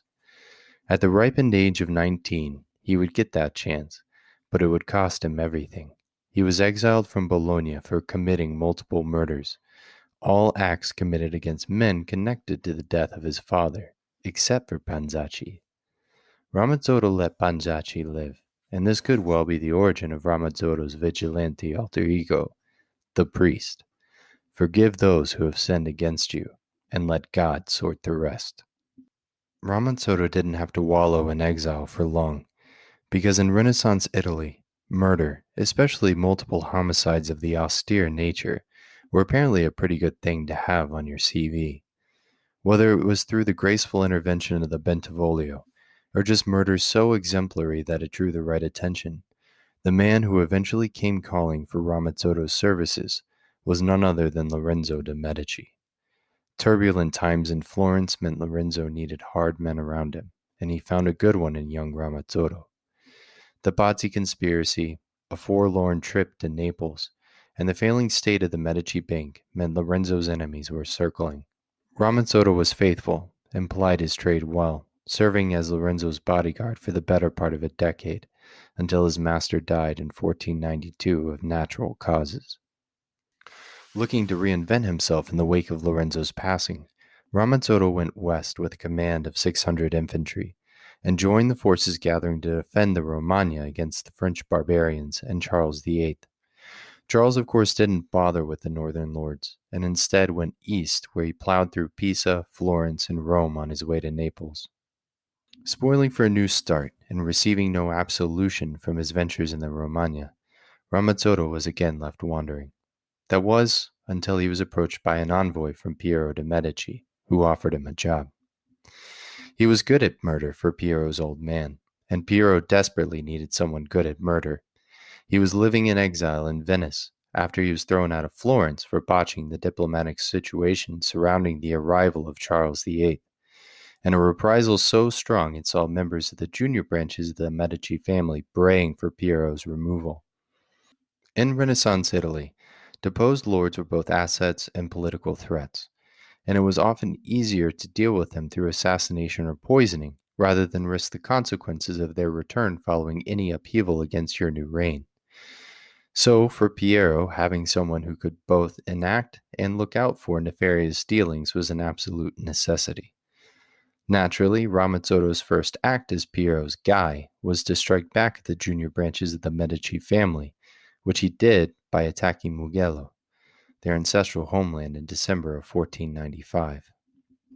Due largely to tectonic shifts in the political climate, serving Piero meant serving Venice, and when the diplomatic stalemate in northern Italy was rendered void by the Milanese after they formally backed Florence against Pisa in 1498, owing to the death of Charles VIII, violating their truce with the Signorissima, Ramazzotto was sent to Rimini, where he joined the Venetian forces under Giovanni del Feltre to represent the Medici claims. The Venetians didn't like the prospect of open war with Milan, but war meant a chance to expand the terra firma, and it came with the alluring prospect of turning their pawn, Piero, into a queen who would be subservient to their further ambitions in the Italian mainland. Paolo Vitelli was put in command of the Florentine forces, with the aim of subduing Pisa once and for all. To prevent this from happening, the Venetian Condottieres, led by Niccolo Orsini, and Vincenzo Naldi conducted a guerrilla campaign east of Florence. They seized the city of Bibbiena with the help of Medici partisans, then started funneling supplies and weapons into the city. In response, Vitelli dispatched Ciriaco dal Borgo with 1,000 men to uproot the Venetian forces. He was met in the woods of Val de Bagno, just north of Bibbiena, by 800 men led by Naldi and Ramazzotto. The victory was Pyrrhic at best, as Paolo and Fidelazzo Vitelli's main army followed, assuming positions in the north that threatened the Venetian supply lines, and the Venetians were forced to retreat to Casteldecchi. Vitelli managed to establish a fairly sizable defensive net that prevented the Venetians from supporting the Medici partisans in Florence, but he overextended himself, and his supply lines became vulnerable when the inertia of his initial campaign started to wane. Ramazzotto seized this opportunity by attacking Vagareto and the Verna Mountains, Montalone, and Bibbiena. The terrain made any conduct of operations in the theater particularly perilous. Every gain, no matter how minor in scope, resulted in exposed supply lines that could be hit by small raiding parties who were practically invisible on account of the topography and natural vegetation. On one occasion, a Venetian supply column moving their supply to their forward operating forces was ambushed by Paolo Vitelli and Gaspare Sanservino in January of 1499. The column of 100 mules was carrying the entire pay of the Venetian army. The Venetian provedore, Mario de Santi, was captured, but 100 stradiotti managed to escape the ambush and alerted Ramazzotto of what had happened. He responded immediately and attacked the rear of the Florentine column as they were dispersing back into the mountains. His forces overtook those of Francesco de Mondolio and Gianotto Francese and recovered 40 of the supply column's lost mules, along with their loot. The Venetian efforts against the Florentines led to nothing. The Signorissima negotiated a truce thanks to the arbitration of Ercole d'Este, and all operations were brought to a halt. Vitelli was allowed to focus his entire efforts on Pisa, a failed effort that would cost him his head. Piero de' Medici was left homeless and powerless once again, and the Venetians were able to redirect their resources to the Adriatics, where the Turks were making substantial gains. For Ramazzotto, this meant an accommodation for his excellent service. But with Piero landless, penniless, and his political expediency thoroughly neutered, he was forced to move on. He took a few odd jobs, like supervising the construction of a bridge over the Olio River in Pontevico, but nothing of substance for a man of his qualities.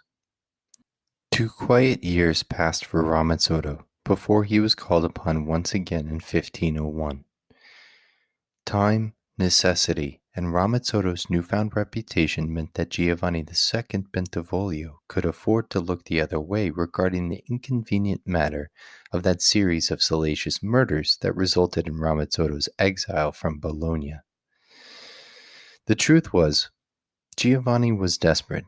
Even if he had not wanted to, he didn't have much of a choice. He needed every capable condottiere he could get his hands on. Cesare Borgia, the self-proclaimed Duke of Romagna, was barreling his way up the Via Emilia, with the city of Bologna marked as the final jewel in his war-forged crown. The whole of Romagna knew what happened to Caterina Sforza in Forlì. They knew what kind of man Cesare was, and they weren't about to let their guard down around the Duke Valentino. To buy time and stall Borgia's progress, Giovanni Bentivoglio bolstered the garrisons of Faenza with Bolognese troops. The population of Faenza hardened their resolve and rallied around their 15-year-old lord, Astori III Manfredi. Despite the fact that the Naldi brothers had joined forces with Cesare, depriving them of their most hardened troops, the famed Brisegalian infantry. Borgia approached from the east, from Forlì, along the Via Emilia, and set up his camp just outside the city walls. The Faenzans buttoned down the hatches and waited. A surprise attack on 17 November was repulsed with heavy casualties. Almost 800 of Borgia's men lay dead outside the city walls. Hope burned in the hearts of the Faenza as they watched Borgia's army retreat in a heavy snowstorm as they pulled back to Forlì. But they knew this wasn't over. In the spring of the following year, Borgia returned. Ramazzotto, his Bolognese troops, and the citizens of Faenza put up a spirited resistance once again.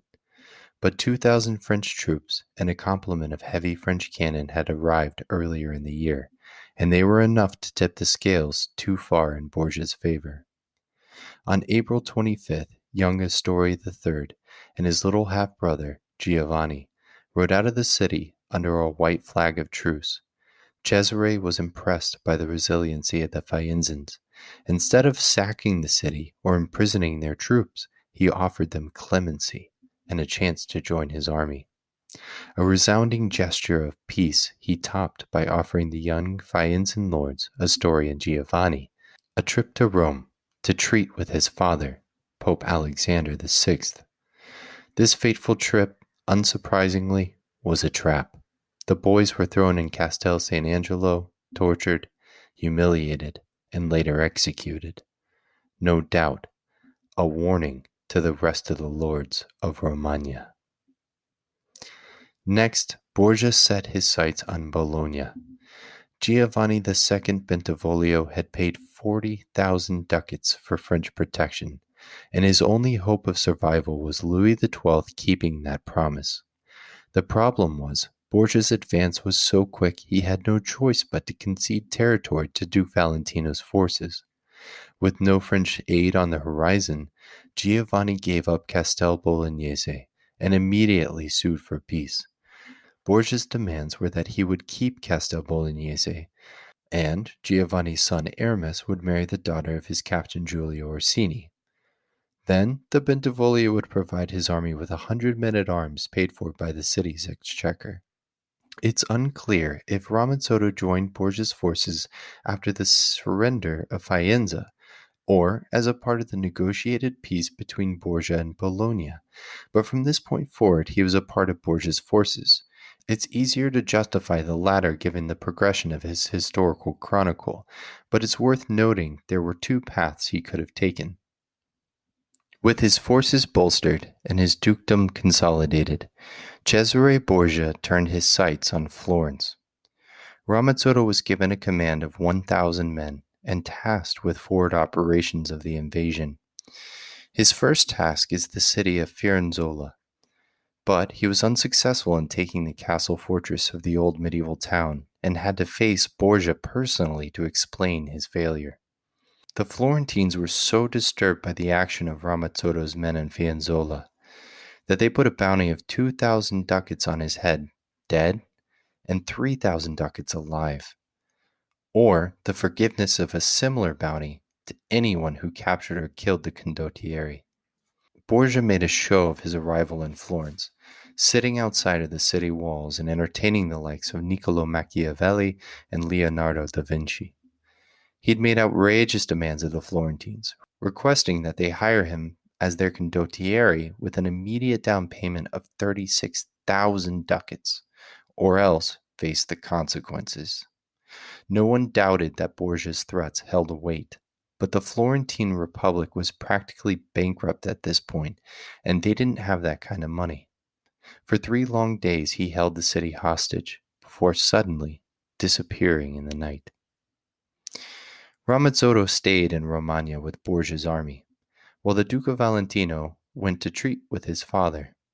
While Cesare was away, his restless commander Vitellozzo Vitelli was busy seeding the sedition of his next campaign. Unbeknownst to Borgia, Vitelli heard of unrest in Arezzo and decided to capitalize on the opportunity. When word reached Cesare and his father that Arezzo was in rebellion and that Piero de' Medici was there with Vitelli's forces, he rushed back to join his men. The plan wasn't to attack Florence, not yet.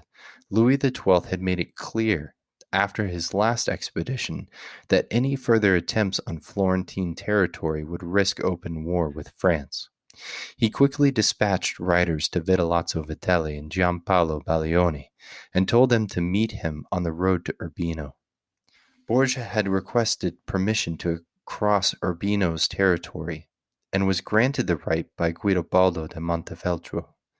He had one more favor to ask of Montefeltro, however.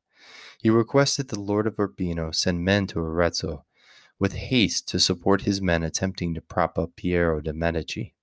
Montefeltro acquiesced, and in a stroke of ruthless genius, Borgia's army cut north and attacked the city of Urbino itself. Ramazzotto was with Borgia's forces still in the Romagna, and marched through Cesena to reach Urbino, where he joined his old friend Piero and took part in the sack of the city of Urbino. In the wake of the treacherous sack of Urbino, a conspiracy led by Paolo Orsini, Giampaolo Baglioni, and Vitellozzo Vitelli to eliminate Borgia's power in Italy brought together a collection of powerful northern and central lords at La Magione, including Ermes Bentivoglio, who was especially interested because Cesare had made it very clear to his commanders that the next target was Bologna. With Borgia's army depleted from the union of rebellious lords, Ramazzotto among those who had left his command, Borgia was forced to sit out the campaign season in Imola and wait for the conspiracy to become clear. In October, it did just that when Vitellozzo Vitelli, Paolo Orsini, and Guido de Montefeltro started marching toward Urbino. Borgia commanded his troops to withdraw from the city and return to Imola. The garrison, led by Ugo de Moncada, was redirected to Fossombrone, when an uprising threatened to overthrow that city as well. The problem was that Vitelli too had received word of the uprising in Fossombrone and the brutal suppression of its people by Moncada, Corella, and the garrison that had fled Urbino, and marched double time to cut them off. Before Moncada could withdraw from Fossombrone and return to the protection of Cesare's army in Imola, he was attacked by Vitelli outside of Calmazzo. His forces were routed, and Moncada was captured. The Bentivoglio seized on this opportunity and started marching southeast down the Via Emilia with an army of about 2,000 men. Among them was Melchiorre Ramazzotto. They took Castel San Pietro, just 7 miles from Imola, and waited to hear from the Florentine gonfaloniere, Soderini.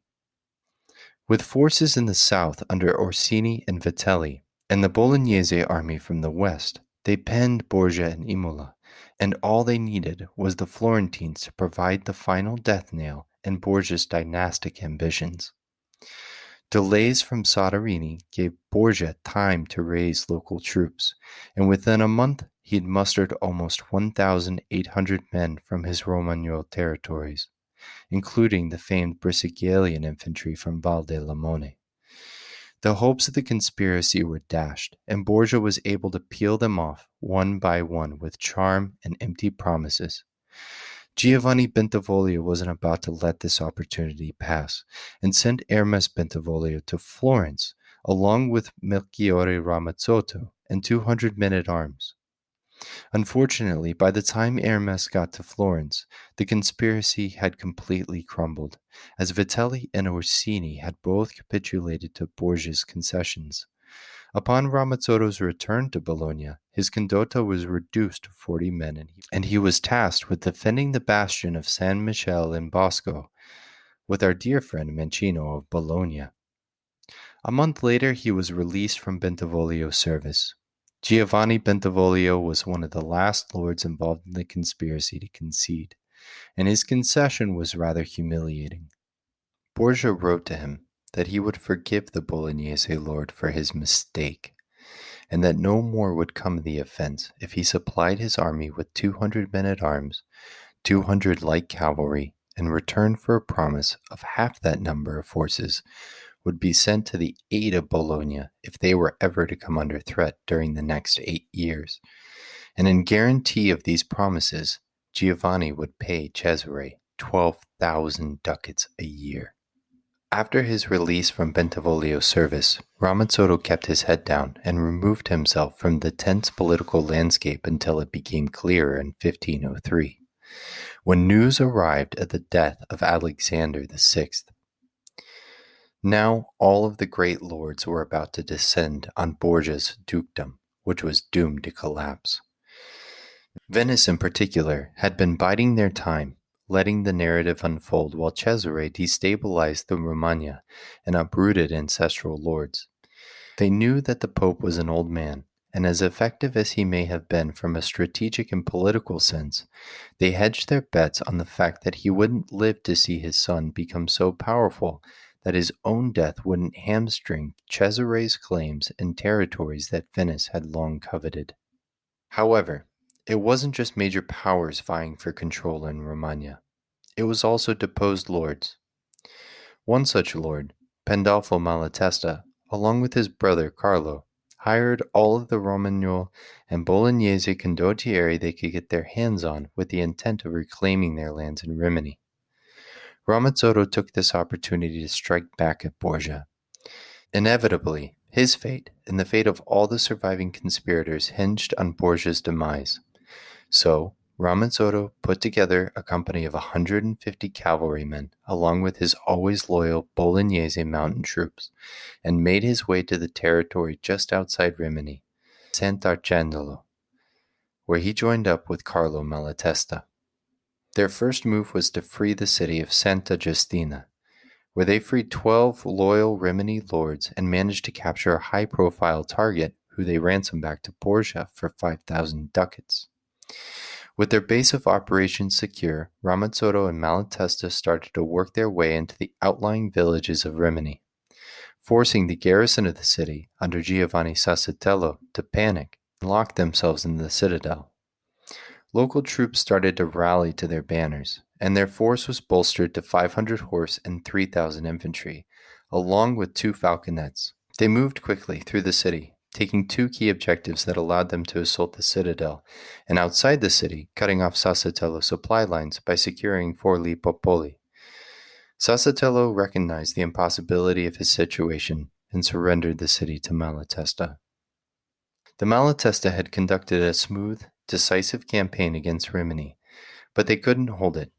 The truth is, the local population was happy to be rid of the Malatesta, and were keen on keeping Cesare as their lord. With rebellion stirring in the city, they sold the city to the Venetians for a guaranteed conduct in the Venetian army, a prospect that Ramazzotto argued against vehemently, and thus his affairs in Rimini with the Malatesta were ended. Lucky for Ramazzotto, Romagna was rife with opportunities, and there were none bigger than the feuds brewing in Imola and Faenza. The Venetians moved on Faenza first, striking an agreement with the Naldi brothers, along with Giampaolo Manfroni, then dispatched the Malatesta brothers to take the city. They approached Faenza from the south through the Val di Lemone, and secured the municipality without much of a fight. In Imola, however, Cesare's old base of operations in Romagna, things were much more complicated. 3 families vied for control of Imola: the Ordelaffi, who were the ancestral rulers, the Riario, who were split in 2 factions, the first led by Caterina Sforza, the widow of Girolamo Riario, was trying to put her son Ottaviano in power, while her nephew, the Cardinal Raffaele Riario, was trying to put Galeazzo Riario in the ruler's seat. And finally the Dark Horse, the family with the weakest claim, led by the newly minted Chamberlain of the Holy See, the Cardinal Francesco Aladossi. Ramazzotto, perhaps out of loyalty of his old masters, the Medici, backed Caterina Sforza, now that she was married to Giovanni de' Medici.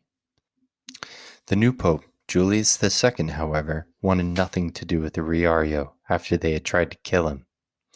And as ever Julius could, he played the political game like a well-tuned fiddle. He pulled Cardinal Raffaele Riario into his confidence, depreciating Caterina's claim through her son Ottaviano, and secretly worked to prop up Aladossi. Of course, the one perspective we haven't looked at is the people of Imola, the ones who actually matter and are always overlooked. They wanted nothing to do with the Riario or the Aladossi. They wanted the Ordelaffi back. But the last remaining male in the Ordelaffi line, Anton Maria Ordelaffi, was a sick old man with no heirs. This is where the story takes a crazy turn. Ramazzotto enters Imola on behalf of Caterina Sforza and manages to take the citadel from the forces of Sassutello and Vaina, who were there as claimants for Raffaele Riario. Repulsed, Sassutello's forces keep a sector of the city and continue to threaten Ramazzotto's hold on Imola. While all of this is happening, the Venetian army in Faenza, under Malatesta, sends Giampaolo Manfrone, who had been redirected to Rimini, with about 2,000 men to treat with Ramazzotto, with the intent of convincing him to sell the city to Venice.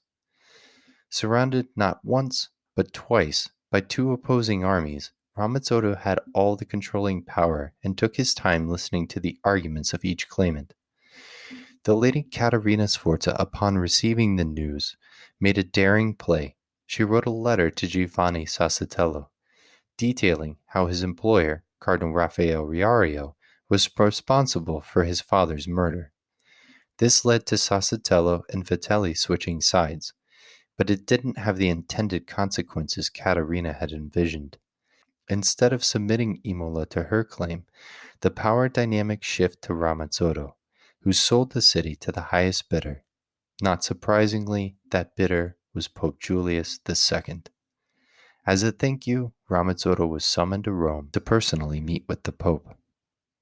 Raffaele Riario, keeping to his true colors, resorted to his old tricks and tried to have Ramazzotto and Sassutello poisoned. News of the assassination attempt reached Rome before Ramazzotto and Sassutello could, and the Pope was genuinely surprised to see the two men enter the Vatican chambers. Alas, they were awarded for their loyalty to the Church with a monthly contract of 25 ducats. Properly blessed and divested of his sins, Ramazzotto returned to Imola and started patrolling the Romagna in the name of Julius. The Pope was happy to build a loyal contingent in the region he believed rightfully belonged to the Church, and started laying the groundwork for the next phase of his Romagna campaign. Ramazzotto met in Imola with Sassutello, and they started hiring troops for their army. It's about this time that some of his men are ambushed and killed by Bolognese troops around the area of Castel Bolognese. Ramazzotto retaliated by brutally murdering 3 men identified to have taken part in the ambush. He had cleaved one of the men in half at the shoulder, and the rest were left so mangled they were completely unidentifiable. This led to a retaliation from the Bentivoglio, who sent 2,000 cavalry and their crack Bolognese mountain troops to secure their borders. Ramazzotto retreated and regrouped in Imola. He had a mission to accomplish, and antagonizing his neighbors certainly wasn't it. Together with Sassutello, they gathered a force of about 300 horse and 300 infantry, and took their army to Forlì, where the Ordelaffi were holding out, still hoping to enact their claim over Imola.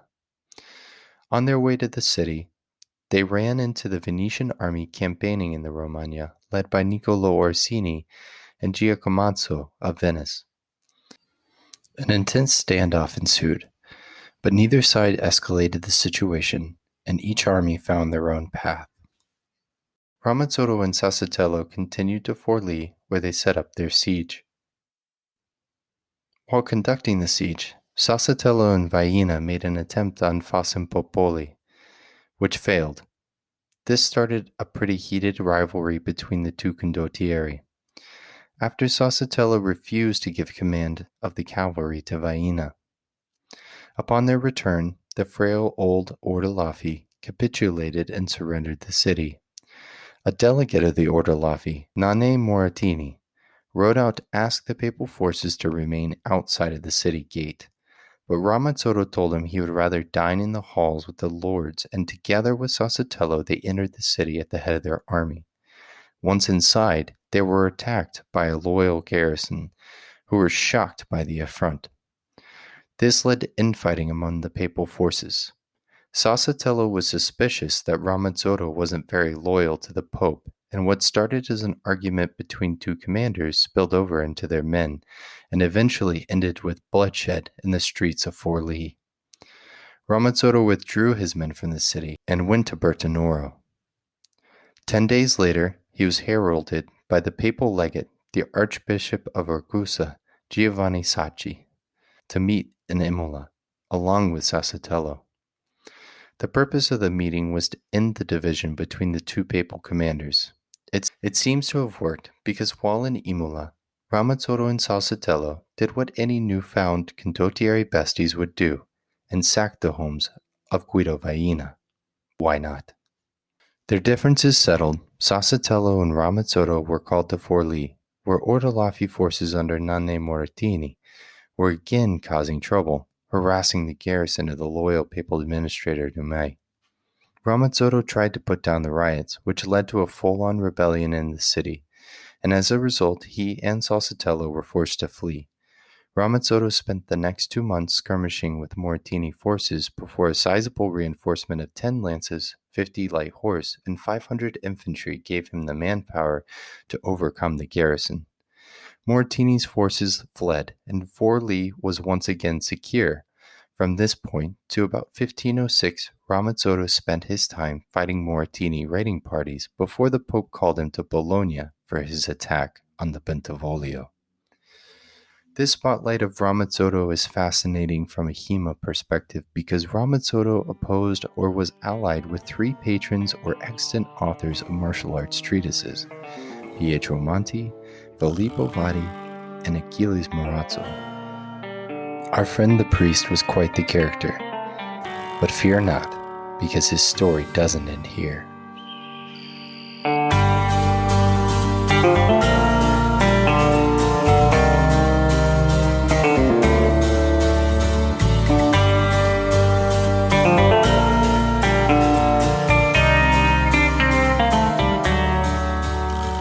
And that concludes another episode of L'Arte Dell Armi, the Bolognese podcast. We want to thank you for listening to episode 2 of Maestro Wars and tell you what's coming up next. So, coming down the pipe, we've got another interview with Devin Borman on polearms, and we'll be talking to Lachlan Colors about Descendant Leather, probably one of the best polearm companies in the country, and his military service and how we can relate that to the historical narrative and also to historical fencing. So, stay tuned for that, and stay saucy, my friends.